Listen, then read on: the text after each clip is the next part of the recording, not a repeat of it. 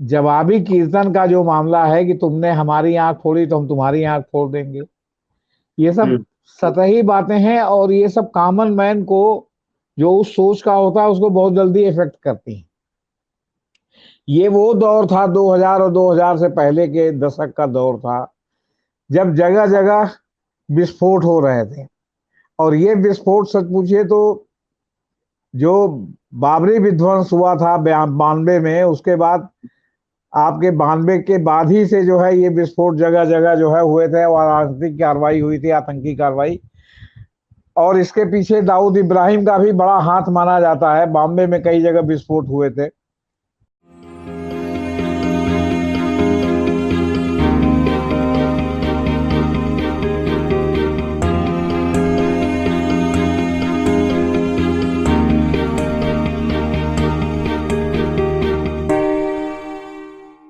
2000 से भारत में बम धमाकों का सिलसिला जारी हुआ, जो बदस्तूर जारी रहा। छिटपुट घटनाएं होती रही। महाराष्ट्र बम विस्फोट, 2007 में मक्का मस्जिद विस्फोट हैदराबाद में, 2007 में ही अजमेर शरीफ दरगाह में विस्फोट हुआ, 2008 में मालेगांव की घटनाएं चर्चित हुई। इस सब के साथ जो है आरएसएस का भी नाम आया, और इसके साथ पी चिदम्बरम ने एक भगवा आतंकवाद की परिभाषा गढ़ी। क्या वाकई आरएसएस जो है देश में राष्ट्रवाद फैला रहा है या आतंकवाद फैला रहा है? ये मैं नहीं कह रहा हूँ, आरएसएस के ही पूर्व प्रचारक यशवंत सिंधे कह रहे हैं। यशवंत सिंधे आरएसएस के पूर्व प्रचारक रहे हैं, बजरंग दल से भी जुड़े रहे, विहिप से भी जुड़े रहे। इन सब पूरे मामले को हम समझेंगे। हमारे साथ जुड़े हुए हैं जेपी सिंह सर, वरिष्ठ संपादक रहे हैं, कानूनी मामलों में भी बहुत अच्छी पैनी नजर रखते हैं। और जेपी सर से जानते हैं कि वाकई आरएसएस का वास्तविक चेहरा क्या है, वो क्या दिखाना चाहता है देश को। सर नमस्कार। नमस्कार सर। जो लोग पुराने, मतलब न्यूज प्रेमी हैं कह सकते हैं आप, जो पुराने पाठक हैं, अब तो उसमें से काफी वो पीढ़ी बदल गई है। हम लोग उस समय छोटे छोटे थे, अब हम लोग बुजुर्गावस्था में पहुंच गए हैं। पेट्रोल का दाम बहुत बढ़ गया था। जी। पहली बार बहुत ज्यादा बढ़ा था। संभवतः उस समय 7 साढ़े 7 रुपए लीटर पेट्रोल था और दाम बढ़ गया था। ये मारुति आने के कुछ दिन पहले की बात है, यानी जी। इंदिरा गांधी थी। तो इंदिरा गांधी संसद जो है वो बग्घी पर आई थी। हम्म। तो अटल बिहारी वाजपेयी बैलगाड़ी से गए थे। इंदिरा गांधी का पोस्टर ऐसे सामने से था, तो अटल बिहारी वाजपेयी का पीठ की तरफ से पोस्टर जो है वो, दिल्ली में पहले पोस्टर खूब लगते थे। हम्म। उस समय जॉर्ज फर्नांडिस न भाजपाई थे और कांग्रेसी तो खैर थे ही नहीं। तो वो जगह जगह भाषण देते थे कि जो इंदिरा गांधी करती हैं ठीक उसका उल्टा बीजेपी करती है या जनसंघ करती है। तो उस समय जनसंघ था, क्योंकि जब इंदिरा गांधी बैलगाड़ी से आई तो ये वो उससे बग्घी से आई, तो ये हम्म। बैलगाड़ी से आए अटल बिहारी वाजपेयी। उनका जो है पोस्टर सामने से लगा, तो इनका पीठ लगा। उनका पीठ देख लीजिए, देख के ही आप बता देंगे कि अटल बिहारी वाजपेयी का। तो कहने का मतलब है कि जवाबी कीर्तन का जो मामला है कि तुमने हमारी आंख फोड़ी तो हम तुम्हारी आंख फोड़ देंगे, ये सब हम्म। सतही बातें हैं और ये सब कॉमन मैन को, जो उस सोच का होता है, उसको बहुत जल्दी इफेक्ट करती हैं। ये वो दौर था 2000 और 2000 से पहले के दशक का दौर था, जब जगह जगह विस्फोट हो रहे थे। और ये विस्फोट सच पूछिए तो जो बाबरी विध्वंस हुआ था 92 में, उसके बाद आपके 92 के बाद ही से जो है ये विस्फोट जगह जगह जो है हुए थे और राजनीतिक कार्रवाई हुई थी, आतंकी कार्रवाई। और इसके पीछे दाऊद इब्राहिम का भी बड़ा हाथ माना जाता है। बॉम्बे में कई जगह विस्फोट हुए थे।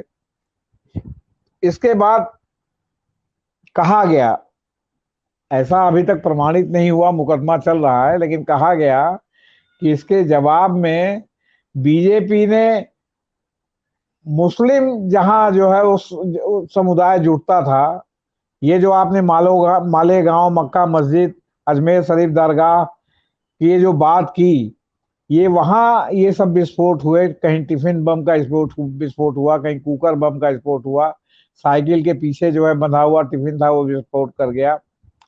और उन लोगों ने जो है वो कार में विस्फोट किया था, दाऊद के लोगों ने। उस पर एक फिल्म भी बनी है, ब्लैक फ्राइडे। जी। और इसमें कांग्रेस की सरकार 2004 के बाद आ गई थी और उन्होंने तमाम लोगों को पकड़ लिया था, जिसमें एक कर्नल पुरोहित पकड़े गए थे। हम्म। और उसमें आपके साध्वी जो है प्रज्ञा सिंह ठाकुर पकड़ी गई थी। और ये जी। जो है कहा गया, और चिदम्बरम ने जो है पार्लियामेंट में कहा कि ये जो है आतंकवादी गतिविधियां जो दक्षिणपंथी हिंदुत्व समूह है, ये भगवा आतंकवाद। हालांकि बाद के दिनों में काफी जो है इसका जो है वो क्या कहते हैं मजाक भी जो है भगवा आतंकवाद के समर्थकों ने मनाया कि भगवा आतंकवाद क्या होता है, भगवा आतंकवाद क्या होता है। पहली बार ये नैरेटिव बदला था इस भगवा आतंकवाद के बाद, जब ये लोग पकड़े गए थे। इन लोगों ने एक वो चलाया था, एक एक जो है वो शब्दावली चलाई थी कि आतंकवाद में सभी मुस्लिम ही क्यों हैं। हम्म। जी। मुस्लिम आतंकवादी नहीं है, लेकिन आतंकवाद में सभी मुस्लिम ही क्यों पकड़े जा रहे हैं। तो ये, लेकिन जब ये भगवा आतंकवाद की बात आई और प्रज्ञा सिंह ठाकुर, कर्नल पुरोहित, और इन्होंने भी जो आपके क्या कहते हैं सिंधे साहब ने भी जो हलफनामा दिया है, इसमें भी हम्म। कहा है कि हमको सेना ने ट्रेनिंग दी, माने एग्जैक्टली। सैनिकों ने ट्रेनिंग दी। अब ये नहीं बता पाए कि वो सैनिक ऑन रोल थे या आफ्टर रिटायरमेंट थे, या वो कौन से लोग थे, किस सेल के लोग थे, ये वो नहीं दे पाए। हर आदमी की लिमिटेशन है। मान लिया हम ही कहीं जाके या आप ही कहीं जाके कहीं कोई जमावड़ा जुड़ा हो, वहां भाषणबाजी चल रही हो, कुछ चल रहा हो, तो जो बोलता रहेगा उसका जो परिचय दिया जाएगा, उसके अलावा हम उसके बारे में क्या जानते हैं, अगर बिल्कुल। गलती से हम वहां चले गए हैं तो। जी। तो इन्होंने जो है उसको दिया कि साहब सेना ने ट्रेनिंग दिया, तो उसमें कर्नल पुरोहित पकड़े गए। और इसको जो है जस्टिफाई करने की बात हुई, साहब कर्नल पुरोहित और ये लोग एक काउंटर वो करके जो है वो इस पर रोक लगाना चाहते थे। और ये उस शैली का जवाब था जिस शैली में पंजाब का आतंकवाद खत्म किया केपीएस गिल ने। हम्म। केपीएस गिल ने क्या किया कि पंजाब में आतंकवाद के खिलाफ एक पैरेलल छद्म आतंकवाद खड़ा कर दिया, हम्म। और तमाम लड़कों की, उसमें नए लड़कों की भर्ती की, जिनको कहने के लिए जो है वो पुलिस में नहीं थे, लेकिन उनको पुलिस के सब अधिकार थे। और उन्होंने जो है वो क्या कहते हैं आतंकवादी बन के आतंकवादियों का सफाया किया, काउंटर इंसर्जेंसी की। और बाद में उन लड़कों से वादा था कि जो आपकी क्वालिफिकेशन रहेगी उसके अनुसार आपको जो है जॉब मिलेगा। और लोग आईपीएस तक हुए, जैसे इलाहाबाद में ही एक जसबीर सिंह करके जो है एसपी सिटी होते थे, बाद में जो है हम्म। प्रतापगढ़ चले गए, वो यूपी कैडर में आ गए थे, या तो समझ लीजिए कि उनके बारे में ही कहा जाता था कि ये जो है वहाँ केपीएस गिल के माने बाई प्रोडक्ट है, जो उन्होंने जो है बिल्कुल। काउंटर इंसर्जेंसी जो है चलाई थी, जिसके आधार पर नष्ट किया था। तो ये वही बात हुई ना कि भाई आप ऐसा कर रहे हो, हम आपके लोगों के बीच में जब विस्फोट करने लगेंगे तो आपके हम्म। लोगों के बीच में आपकी स्वीकार्यता समाप्त हो जाएगी। तो इस पर उस समय सीबीआई ने बकायदे, और वो उस समय अब इनके ऊपर मकोका भी लगा था या क्या था, मतलब वो जांच वोच हुई, उन पर अभी भी मालेगांव का मुकदमा चल रहा है। जबकि उसके जी। पहले मालेगांव विस्फोट के मामले में फर्जी लोग पकड़ लिए गए थे मुसलमान, और उनके ऊपर खोल भी दिया था। लेकिन फिर जो है कोर्ट ने जो है आदेश किया, और फिर से जो है दोबारा जांच हुई, शुरू हुई, और दोबारा जांच में प्रज्ञा सिंह ठाकुर और कर्नल पुरोहित ये सब पकड़े गए। फिर वो लोग जो है उससे जो है जेल से रिहा किए गए। अब उनके ऊपर पूरी तरह मुकदमा खत्म हुआ है नहीं, इसकी हमको अद्यतन जानकारी आज की डेट में अभी नहीं है। हम्म। तो ये है, तो ये भगवा आतंकवाद का ये मामला है। तो कुल मिला के ये है कि इनकी सोच ये है कि आपने हमको एक दांत दिखाई तो हम आपको दोनों जो है उंगली से दिखाएंगे। इनकी सोच जो है ना वो बहुत मतलब एक वैसी है कि मतलब क्या कहते हैं टिट फॉर टैट टाइप की सोच है। ये जो है वो जो है वो वाली दीर्घकालिक सोच या उसकी पॉलिसी सोच, या उसमें जो है कहीं आपका जो है वो क्या कहते हैं दया भाव या ये सब नहीं है। इसलिए जो है वो उस तरह की सोच में, उस तरह की तुमने हमको हमारे यहाँ विस्फोट किया, अब तुम्हारे यहाँ विस्फोट करेंगे। अब हालांकि ये प्रमाणित नहीं है, क्योंकि प्रज्ञा सिंह ठाकुर वाला मुकदमा चल रहा है, उसमें जो है पता नहीं कौन सी धारा हटा दी गई, काफी जो है डाइल्यूट कर दिया है इस सरकार ने। प्रज्ञा सिंह ठाकुर इसी बीच में जमानत पे ही नहीं छूटी, सांसद भी बन गई हैं। एक और वो हम्म। कहती हैं कि वो जो है क्या कहते हैं, हमारे कमर में दर्द हो रहा है, हमको इतना टार्चर हुआ कि हम बैठ नहीं पाते, तो हमारा गर्दन टेढ़ा हो गया। दूसरी ओर क्रिकेट मैच लौंडों के साथ खेलती हुई दिखाई पड़ती हैं। तो ये सब सोच का विषय है कि क्या है राजनीति है, इसमें क्या कहना है। वो फिलहाल भोपाल से सांसद हैं और कर्नल पुरोहित रिहा होने के बाद आर्मी में फिर को ऑप्ट कर लिए गए हैं। ऐसा लग रहा है जैसे उनको आर्मी ने डिप्यूट करके ट्रेनिंग वोनिंग देने भेजा था। अब किस आधार पर भेजा था, कैसे भेजा था, क्या भेजा था, ये सब बहुत हाई लेवल की बात है जो पब्लिक क्या सर डोमेन इसमें से जो है, छिपी हुई है। जी। जी सर, क्या इसमें कांग्रेस को भनक तक नहीं लगी कि हमारे आर्मी उनके अंडर में थी, उनका सरकार था, सब कुछ उनके कंट्रोलिंग में थी, इंटेलिजेंस जो है इस बात की जानकारी केंद्र सरकार तक नहीं पहुंचा पाई कि इस तरह का देखिए अब ट्रेनिंग ये जो है दिया जा रहा दे, देखिए आप ये जो बात कह रहे हैं ना, ये बात तो इन्होंने पहली बार, एक भगवा आतंकवादी ने मान लिया कि उसको ट्रेनिंग मिली, उसने कहा हमको ट्रेनिंग मिली और हमको ये हुआ, उसमें सेना ट्रेनिंग दे रही थी। ये लोग तो यही कह के आ रहे हैं ना कि ऐसी कोई ट्रेनिंग नहीं थी। है। कहाँ एक्सेप्ट कर रहे हैं? ये लोग तो यही कह के आ रहे हैं कि कोई ऐसी ट्रेनिंग नहीं थी, हमने ये नहीं किया, हमने वो नहीं किया। दूसरी बात यह कि बहुत सी चीजें हैं कि हमने आपके सामने एक्सेप्ट कर लिया, हम कोर्ट के सामने मुकर गए। तो कोर्ट के हम्म। सामने हम मुकर गए तो कोर्ट जो है हमारे आपके पुलिस या किसी उसके सामने का तो जो है कोई जो है स्वीकारोक्ति को मानती नहीं है। तो ये सब उसमें बहुत सब टेक्निकल चीजें हैं ना। आप देखते होंगे कि आज की डेट में सोनाली फोगाट की हत्या हो गई है, आत्महत्या कहा गया, अब हत्या पर मामला आ गया। और वो जो जी। सांगवान उसका पीए है वो सीधे कह रहा है, एक्सेप्ट कर रहा है, ऑन कैमरा एक्सेप्ट कर रहा है, हाँ हमने जहर दिया, हाँ हमने उनको जो है ड्रग्स जो है वो क्या कहते हैं मतलब का ओवरडोज दिया, हाँ हमने ये किया, हाँ हमने वो किया। क्योंकि वो जानता है कि जब तक इसका कलम बंद बयान मजिस्ट्रेट के सामने न कराया जाए, तब तक वो जानता है चाहे जो कहेंगे हम कह देंगे साहब हम टार्चर के डर के मारे, हमारे जो है हमारा ही नहीं टार्चर हो रहा था, हमारे परिवार का पुलिस उत्पीड़न कर रही थी, जो गले पर जो है वो रिवॉल्वर रखा हुआ था, इसलिए हमने कबूल किया, हमने नहीं। अब ये जिम्मेदारी बियॉन्ड डाउट प्रोसिक्यूशन की होती है कि वो जो है सिद्ध करे कि इसने जो है नहीं किया। तो इसलिए बहुत से लोग जो माहिर होते हैं वो एक्सेप्ट कर लेते हैं और बाद में मुकर जाते हैं।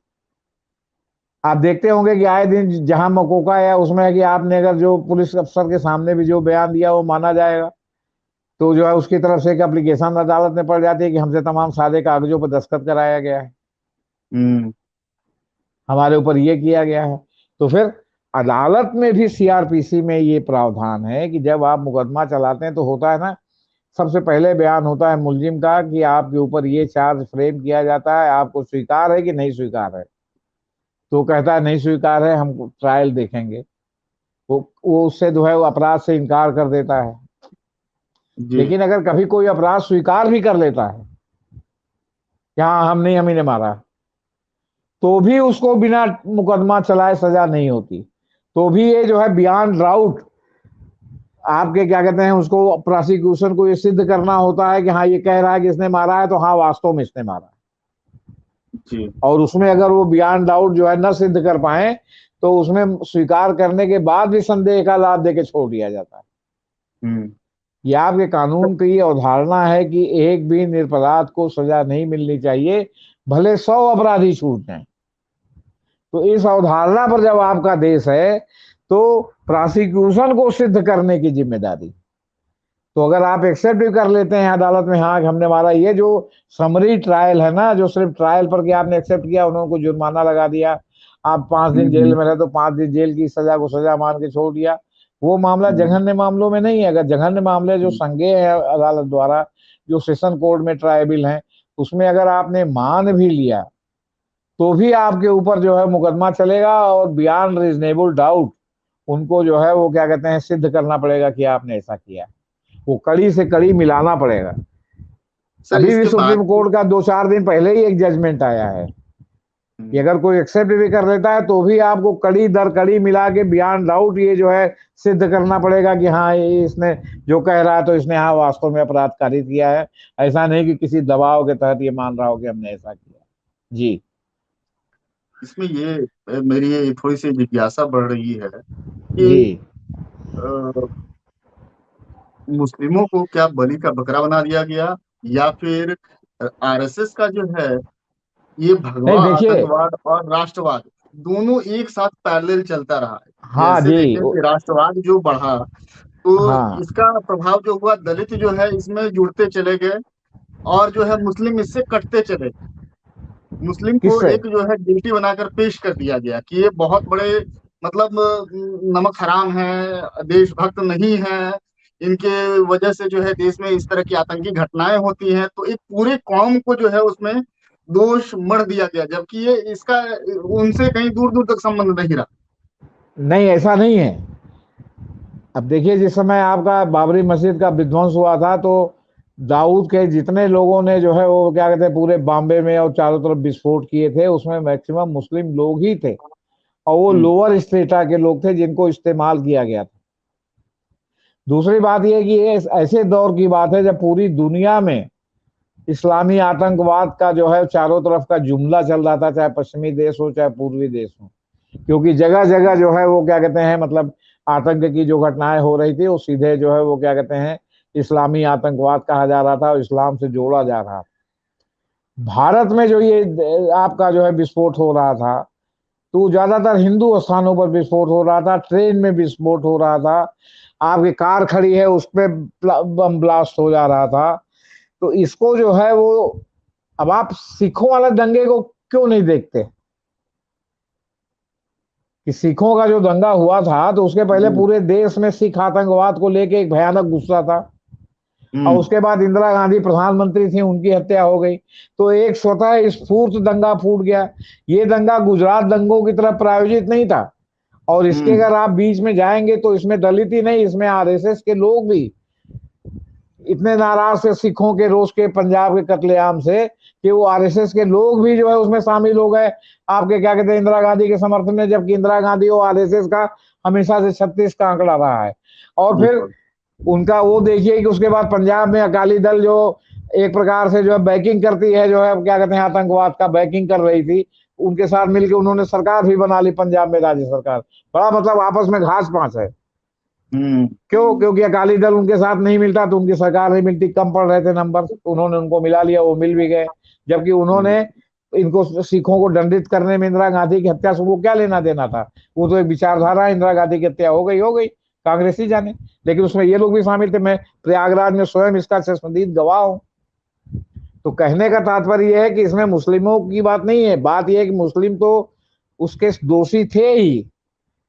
इन्होंने जो है उसके प्रतिक्रिया स्वरूप कि तुम अगर हमारे हिंदू जमावड़े में और इधर उधर विस्फोट करोगे, ट्रेन में विस्फोट करोगे, लोकल ट्रेन में विस्फोट करोगे, तो जवाबी कीर्तन के लिए जो मस्जिद के बाहर हर शुक्रवार को नमाज होती है, तो उसमें तो लोग एक साथ इकट्ठा होते हैं ना। अब वहां जब हम्म। विस्फोट होगा तब क्या करोगे? और ये जितने मस्जिद आप देख रहे हैं, मक्का मस्जिद हो, अजमेर शरीफ दरगाह हो, मालेगांव हो, ये सब जगह जब लोग इकट्ठा जिस दिन हुए थे, जिस दिन हो रहे जी थे, जी जी। तब तब का विस्फोट है ये वो बिल्कुल। विस्फोट नहीं है कि इन्होंने भी ट्रेन में विस्फोट कर दिया। क्योंकि ट्रेन ऐसी कोई एक्सक्लूसिव नहीं है जिसमें मुस्लिम जाते हो, तो हम्म। उसमें तो आप विस्फोट करेंगे तो हिंदू भी मारे जाएंगे। तो फिर तो आपके बिल्कुल। प्रति आपका जो है हिंदुओं का जो है आपके प्रति सहानुभूति होगी नहीं। और इसमें तो होगी हम्म। कि आपने वो किया, हमने जवाबी कर दिया, कि पता चला कि हम्म। जो है मालेगांव में मुसलमानों का जो है नमाज पढ़ी जा रही थी, वहां जो है क्या कहते हैं विस्फोट हो गया, तो मुसलमान ही जी। मारे गए ना। तो कहने का बिल्कुल। मतलब है कि इसमें किसी एक को आप बिल्कुल दोष मुक्त भी नहीं कर सकते। क्योंकि चाहे हम्म। दाऊद के ही कहने से सही, उन्होंने हम्म। जो नादानी की उसका जो है वो दूसरे को मौका मिला जो है उनको दंड देने का। और फिर आजकल तो रोड रेज का जमाना है कि भाई अदालत जल्दी सुनेगी नहीं, तो अपने हाथ में हम्म। कानून लोगे, खुद ही दंड दे दो। तो उससे अहम भी तुष्ट होता है, उससे अपना बिल्कुल। अहंकार भी तुष्ट होता है कि अपने हमने हाथ से बदला लिया। और ये जंगल का कानून है कि हमने आपकी एक निकाली तो आपने भी एक निकाल ली आंख, या दो निकाल लिया आप, सारे तुम्हारी हिम्मत कैसे हुई? यहाँ मामला ये है। आरएसएस की यशवंत सिंधे पर प्रतिक्रिया अभी तक कुछ नहीं आई है। आरएसएस जी मौन क्यों है, जब इतना उग्र संगठन जो है हर मामले में अपनी प्रतिक्रिया देने वाला, बोलने वाला और डिफेंड करने वाला, देखिए, अभी इस मामले में पूरा खामोश है। कोई अब प्रतिक्रिया कहीं से नहीं है। अब खामोश की बात मुझसे सुन लीजिए। जो आदमी प्रचारक रहा हो, फुल टाइमर रहा हो, प्रचारक का मतलब होता है कि संघ का फुल टाइमर, जी। और जो फुल टाइमर होता है उसका सारा खर्चा संघ या उसके अनुसांगिक संगठन उठाते हैं। जो संघ के पास चंदा आता है, ये आता है, उससे उसका जो है खर्चा चलता है या तैली दी जाती है।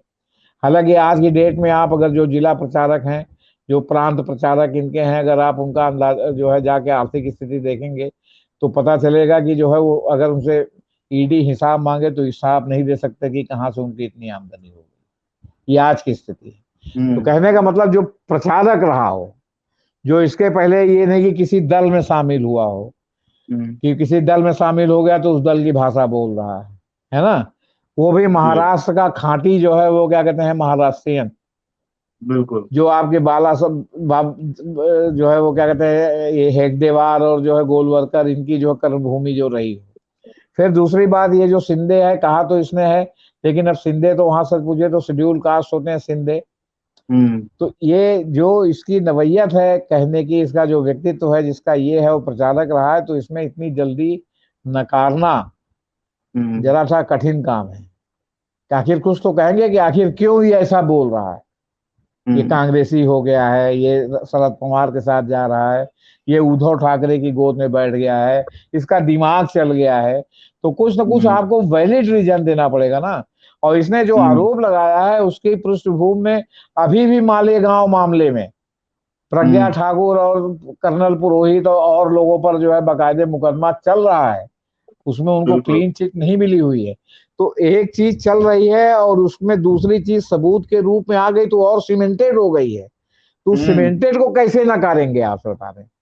उसके लिए तो इतना बड़ा झूठ गढ़ना पड़ेगा, हो सकता है इस झूठ गढ़ने में लगे हों उसको, मतलब वो गलत साबित करने में।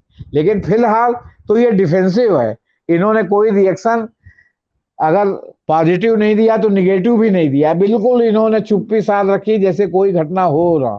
तो ये भी होता है कि जब आप कोई घटना नहीं होती, आप एकदम चुप्पी साधे रहते हैं तो भी बहुत सी बातें दब जाती। जैसे जितनी शोर से ये मामला उठा था, जितना शोर हुआ था कि एक आरएसएस के प्रचारक ने इंडियन एक्सप्रेस से लेके सब ने इसको उठाया था, लेकिन इसको जो है गोदी मीडिया खा गई, गोदी मीडिया ने इसको वो नहीं दिया। डिजिटल मीडिया में भी बहुत जला जुला चला, ज्यादा नहीं चला, जिस भी कारणों से हो। तो कहने का मतलब है कि इतनी बड़ी खबर है कि एक आरएसएस का प्रचारक कह रहा है, वो बता रहा है कि हमारी यहाँ ट्रेनिंग हुई, हमको सैनिकों ने ट्रेनिंग दिया, पूरे देश भर में विस्फोट की बात थी, फलाने हमारे यहाँ आए। अच्छा, ये खबर जो उसने एफिडेविट दी है उससे निकल करके बाहर आई। अब एफिडेविट पूरा अगर आपके पास हो, मेरे पास तो नहीं है, हालांकि हमने इसके ऊपर खबर लिखी थी जो जनचौक में छपी थी, रिपोर्ट लिखी थी कि पूरा हो कि भाई एक एक लाइन पढ़ा जाए। फिर वो महाराष्ट्र में है, मैं प्रयागराज में हूँ, आप दिल्ली में हैं, उससे मुलाकात या तो मतलब फिक्स हो कि भाई उससे और बात किया जाए कि वो आखिर कहना क्या चाहता है, क्योंकि वो कह रहा है कि माहौल बनाना चाहते हैं, ये बनाना चाहते हैं, ये भी बात नहीं गले उतरती। आखिर उसको कौन सी बात नागवार गुजरी है? हो सकता है कि उसको लग रहा हो कि हमारे बीच का आदमी फडणवीस डिप्टी चीफ मिनिस्टर बन गया, पहले चीफ मिनिस्टर बन गया, हमको कुछ नहीं मिला। तो यहाँ तो जो फल है उसमें सभी अपनी हिस्सेदारी चाहते हैं ना। आजकल कोई निष्काम भाव से कर्म नहीं करता, सब साकाम भाव से कर्म करते हैं जी। बिल्कुल। क्या सर इसका कोई बीजेपी पर या मोदी जी पर असर पड़ेगा? क्यों नहीं असर पड़ेगा? ये तो माहौल बन ही रहा है कि जो है ये क्या कहते हैं भगवा आतंकवाद, जो पहले आप मजाक उड़ा रहे थे वो जो है हकीकत दिखाई पड़ रहा है। और फिर जो है एक एक जो है क्या कहते हैं, एक तो प्रबुद्ध वर्ग ऐसा है ना जो मान ली कॉफी हाउस में ही कॉफी के प्याले में क्रांति करता है या ड्राइंग रूम में, उसके तो चर्चा का विषय क्या रही, जो रंगे हाथ पकड़ गए यार, ये तो साले खुद विस्फोट करा रहे थे। सर फाइनल कंक्लूजन में ये कहा जा सकता है कि आरएसएस जो है राष्ट्रवाद की आड़ में कहीं ना कहीं संदिग्ध तौर पर जो है आतंकवाद भी फैला रहा है पैरेलली। नहीं, ये आप नहीं कह सकते। वो राष्ट्र आतंकवाद को आतंकवाद से खत्म करने का गलत दिशा में प्रयास कर रहा था। एग्जैक्टली। मतलब वो एक आतंकवाद, मान लीजिए जो इस्लामी आतंकवाद आप कह रहे थे, हरा आतंकवाद कह रहे थे, जो पूरी दुनिया में उसमें फिनामिना बना हुआ था, उसको खत्म करने के लिए आप मतलब भगवा लोगों के द्वारा उसको जो है क्या कहते हैं अंजाम दिलवा करके उन लोगों पर आप काउंटर कर रहे थे ना। तो काउंटर कर रहे थे तो आप इस्लामी आतंकवाद को भगवा आतंकवाद से खत्म कर रहे थे। क्योंकि जब विस्फोट होगा तो मान लीजिए अगर वहां 100 मान लीजिए क्या कहते हैं हिंदू मरे तो एक तो मुसलमान ही मर सकता है, 100 मुसलमान मरे तो एक तो हिंदू भी मर सकता है। तो बात तो फिर एक हिंदू मर गया ना वहां, और वहां एक मुसलमान मर गया ना। तो बात तो ये है कि फिर इसमें ये तो हुआ नहीं कि 16 आना हिंदू मरा या 16 आना मुसलमान मरा। मान ली कोई ईसाई मर गया, इधर भी मर गया या उधर भी मर गया, सिख मर गया, इधर भी मर गया या उधर भी मर गया। तो कहने का मतलब है कि आप कांटे से कांटा निकालने की जो आपकी पॉलिसी है वो पूरी तरह गलत है। और आपने भी अगर उन्हीं सब साधनों का इस्तेमाल किया तो आप जो है वो सभ्य समाज में जो है क्या कहते हैं कहीं स्टैंड करने लायक नहीं है, ये कहा जा सकता है इस बारे में। तो आपने सुना जेपी सर ने कहा कि कांटे से कांटा नहीं निकलता है, आग से आग नहीं बुझती है, तलवारें जो है केवल खून बहाती हैं, शांति नहीं लाती हैं। चाहे वो इस्लामिक आतंकवाद हो या भगवा आतंकवाद, या एक को मिटाने के लिए दूसरे के द्वारा किया हुआ कोई आरोप प्रत्यारोप हो या घटना हो, ये कहीं से जायज नहीं है और कहीं से भी इसको सही नहीं ठहराया जा सकता है। जी सर। एक बात मैं और कहूंगा, जी। चाहे हिंदू मुसलमान ईसाई कोई भी हो, एक्स वाई जेड, पढ़ा लिखा बेपढ़ा हो, आप हमारा अपमान कर रहे हैं। और आप हमारा अपमान कर रहे हैं मतलब अपनी बड़कई दिखाने के लिए आप हमसे नाराज है, आप चाहते हैं कि हमको अपमानित करके नीचा दिखाएं। हम्म। तो आपकी सुपरमेसी तब मानी जाएगी जब हमारा अपमान करने के चक्कर में आपका अपमान न हो। हम्म। लेकिन आप अगर अपना अपमान करा के हमारा अपमान कर रहे हैं तो अपमान तो आप अपना भी करा रहे हैं ना। बिल्कुल। तो सोच का अंतर है। अगर आप आतंकवाद को आतंकवाद से खत्म करना चाहते हैं तो इसमें ये जस्टिफाई कहां से किया जा सकता है। बिल्कुल। और फिर आप अगर जो है किसी को दंड देना चाहते हैं तो आपको दंड नहीं मिलना चाहिए। आपको अगर दंड हम्म। मिल रहा है आप दूसरे को अरे भाई आपने मान लिया कोई हत्या की, आपको पुलिस पकड़ के ले गई थाने में, आपको जो है उसने कपड़ा उतरवा के काला जो है शरीर पे पुतवा के चूने का दाग लगवा के गधे पे बैठा के जुलूस निकाल दिया, हम्म। तो भले आपने दूसरे की हत्या की हुई, आपकी बेइज्जती हुई कि नहीं हुई, आप उस बिल्कुल हुई। बेइज्जती को रोक पाए क्या? तो हम्म। ऐसा जो है दूसरे का को जो है वो क्या कहते हैं दंडित करने का क्या वो है, कौन सी बड़काई है जिसमें आप भी दंडित हो जाएं? आपको बता रहे हैं उसकी जान गई आपकी शान गई, ये बिल्कुल। मामला है। जी। कहा जाता है चिराग तले अंधेरा, या सच जी। जो है चाहे आप कितने ही पर्दे में रख दें एक दिन उजागर हो जाता है। आरएसएस का भी जो है एक सच जो है, एक काला झूठा सच्चा जो भी सच रहा, उसकी एक परत जो है अभी सामने आई है। देखना है उस परत के पीछे कितनी तहें बाकी है। और इस कड़ी में हम और भी जुड़े रहेंगे सर के साथ और जानते रहेंगे कि इस मामले में और क्या डेवलपमेंट हो रही है, क्योंकि अगली सुनवाई जो है 22 सितंबर को होने वाली है। जी। इस मामले को और देखेंगे। तब तक हमारे साथ जुड़े रहिए। अम्बेडकर अम्बेडकर नामा को लाइक कीजिए, शेयर कीजिए, सब्सक्राइब कीजिए। शुक्रिया सर।